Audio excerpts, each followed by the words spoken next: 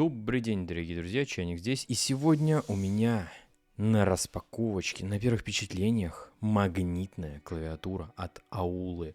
Этого многие ждали, этого многие хотели, и вот она у меня наконец-таки. Если что, эта клавиатурочка была прислана на обзор компании Аула, но, на мое мнение, это никоим образом не повлияет. Клавиатурочка Аула Hero 68HE. Упаковочка минималистичная, нетипичная для Аулы. Сзади, кстати, есть и на русском языке. Так, ладно, сейчас посмотрим. Так, по классике у нас уже кожух пластиковый, мануальчик.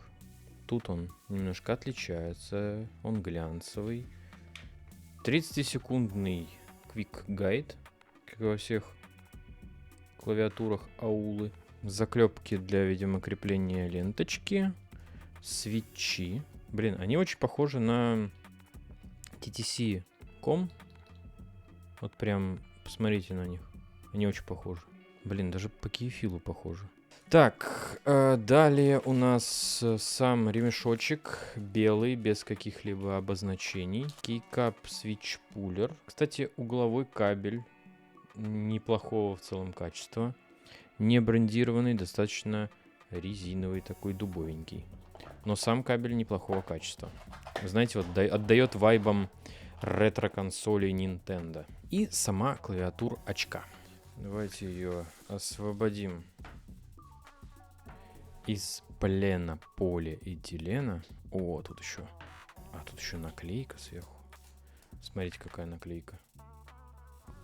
Итак, несмотря на то, что клавиатура пластиковая, двуступенчатых ножек тут нет, скользит по столу. Не самые лучшие ножки, вот, но скользит по столу гораздо охотнее, чем другая клавиатура от Аулы. Скос по грани неплохой. Эта штука должна светиться. Ну, смотрите, ярко так светит, я хочу сказать. Прям очень ярко, я бы даже сказал. Смотрите.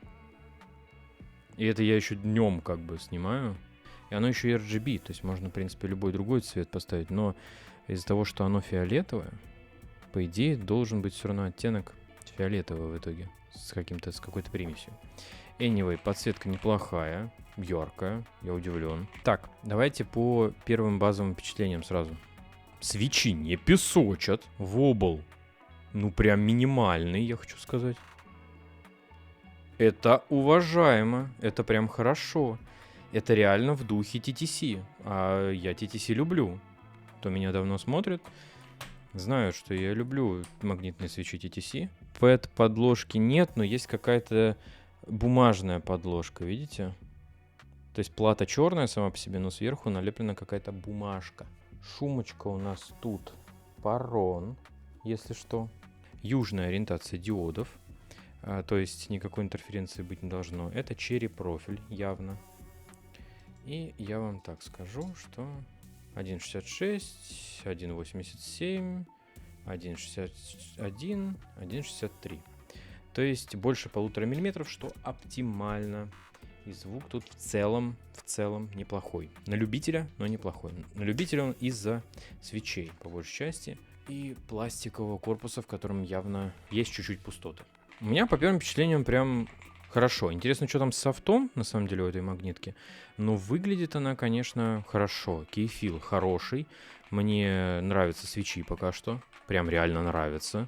Если она работает безотказно и у нее хороший софт, то это офигенная бюджетная магнитка. Наверное, с такими свечами пока что, по первым впечатлениям, я бы предпочел даже больше, чем Choose Ace 60 Pro. Давайте послушаем тайпинг.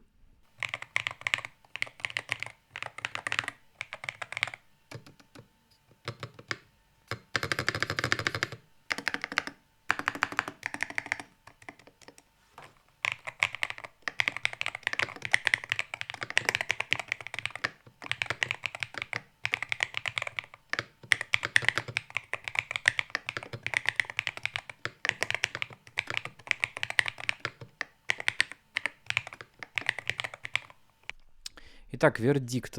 Тайпинг чем-то напоминает ту же самую RS6, и вот все в ту же степь, где стоят DTC-комы. Вот, поэтому мне норм, потому что я, наверное, предпочитаю что-то в духе клаки профиля, а многим, скорее всего, не совсем зайдет подобное. Стабы надо смазывать, сами свечи не обязательно смазывать, потому что они достаточно плавные, но если вы хотите улучшить звук, скорее всего, смазка тут поможет. Стабы также цокают, если что, нужно выравнивать, подмазывать. Ну, наверное, это все. Пока что, по первым впечатлениям, интересная клавиатура. Интересная, потенциально годная клавиатура. Всем спасибо за внимание. Подписывайтесь на канал, подписывайтесь на телеграм-канал. Там много чего интересного. Котики, мемчики, чатик на 900 с лишним человек. Ну а компания Аула еще раз спасибо за эту клавиатуру на обзор. Всем пока.